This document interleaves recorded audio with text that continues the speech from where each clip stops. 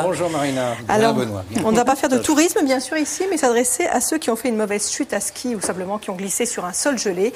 Alors pour certains, il y a eu opération ébroche, pour d'autres des plâtres ou un simple strapping, mais en tout cas, il faut en général, de toute façon, passer ensuite par une phase de rééducation pour que les os, les muscles, les tendons, les ligaments retrouvent leur efficacité.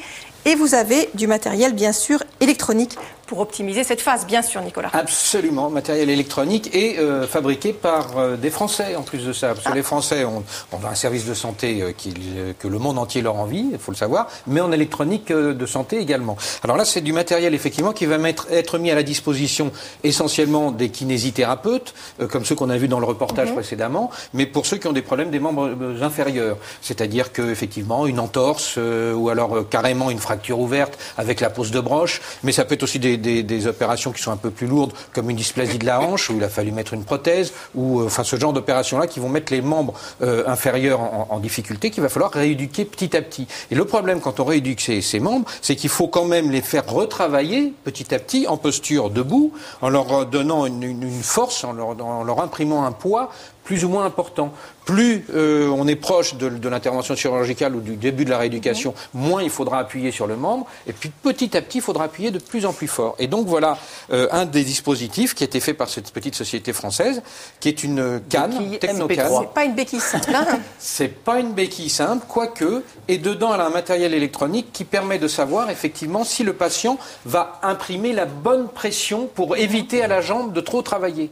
Ou au contraire, s'il ne va pas trop se servir de sa béquille, au risque de ne pas faire travailler son membre inférieur et de prolonger la rééducation, de mal la faire. Donc comment ça se passe? Mais il va avoir ici une petite oreillette que je positionne là. Et puis là, il va appuyer dessus. Alors, je vais peut-être l'allumer avant, ça marchera un petit peu mieux. Voilà, là, j'allume. Ça y est, c'est allumé. Et en fonction de ma marche, eh ben, moi, je vais avoir dans les oreilles un petit bip sonore. Alors là, vous n'entendez pas, mais je vais vous le faire entendre. Mettez bien la deuxième béquille là, parce que c'est pas bien ce que vous faites. Voilà. Donc là, voilà, je vais marcher. Là, j'appuie. Hop, j'ai un petit signal sonore qui me fait bip, bip, bip. Je vais vous le faire entendre dans un instant, qui veut dire que j'ai la bonne pression. Si j'appuie trop fort, ça va sonner en permanence. J'ai une pression trop forte sur la béquille, à ce moment-là, pas assez sur la jambe. Donc vous allez voir ce que ça donne. Ben, tiens, j'ai posé ça là. Tiens, donnez-moi celle-là, la deuxième. Et vous allez entendre ici, je vais le mettre au niveau de mon micro. Donc vous n'entendez peut-être pas, mais je pense que les téléspectateurs entendent. Oui, ça veut dire que j'appuie trop fort. Bon. Si je relâche un petit peu, ça fait bip, bip, bip. Et là, c'est bien. Bip. C'est bien. Si j'appuie pas assez... Au bout de 2 heures, vous balancez la canne.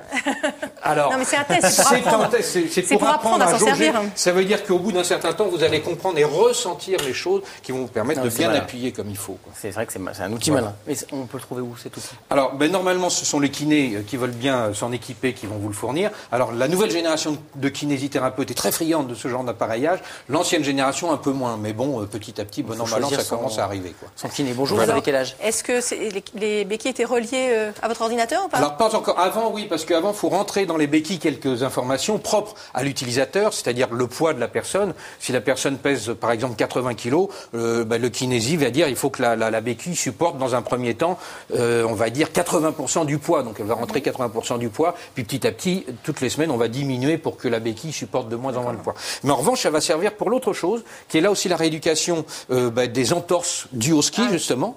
Par exemple, une planche. Voilà, c'est une planche qui est là. Voilà, j'ai cette planche-là, effectivement, que vous voyez sans doute au sol. C'est exactement le même genre de planche instable que celle qu'utilisent les champions de ski pour justement leur préparation physique ou leur rééducation physique. Donc c'est une planche instable. Si je monte dessus, c'est complètement instable. Oui, effectivement. Voilà. Mais ça va me permettre de faire travailler tout ce qui concerne la proprioception, c'est-à-dire cette capacité réflexe qu'ont les différents organes de ma stabilité, c'est-à-dire les tendons, les muscles, etc., à générer un équilibre naturel. Seulement, comment on le sait? Et comment le kiné qui vous accompagne dans cette rééducation peut le savoir? Grâce à l'ordinateur. Grâce à l'ordinateur. Nous y voilà. Donc ici, j'ai un petit programme d'ordinateur.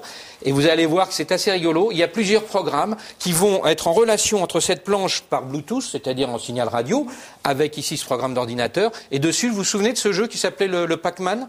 Oui. Qui était ce petit bonhomme qui bouffe les... Comme un citron. Et ça, il va falloir que je reproduise effectivement ici, sans les mains, hop, le Pac-Man. Vous allez voir sur l'écran en gros plan, voilà, ici. Je suis en train d'essayer de stabiliser pour manger effectivement, hop, un premier... Alors, je ne sais pas si j'ai bien déclenché le processus.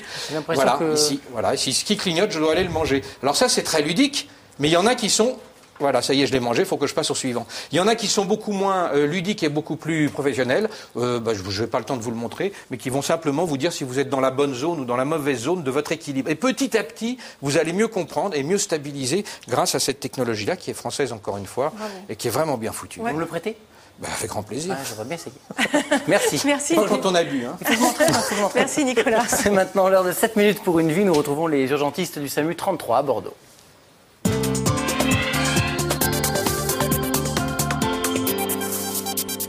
Dans ce document, une jeune femme victime d'un malaise dans la rue tombe dans le coma et pour le médecin du SAMU va commencer une véritable enquête pour tenter de comprendre l'origine de ces symptômes. C'est un reportage d'Isabelle Quintard, Damien Saug, Laurent Jouard. Urgence de l'hôpital Pellegrin à Bordeaux où 45 000 personnes sont accueillies chaque année. Beaucoup de traumatologie mais aussi des cas plus graves comme ces 3 000 patients pris en charge par le service de réanimation.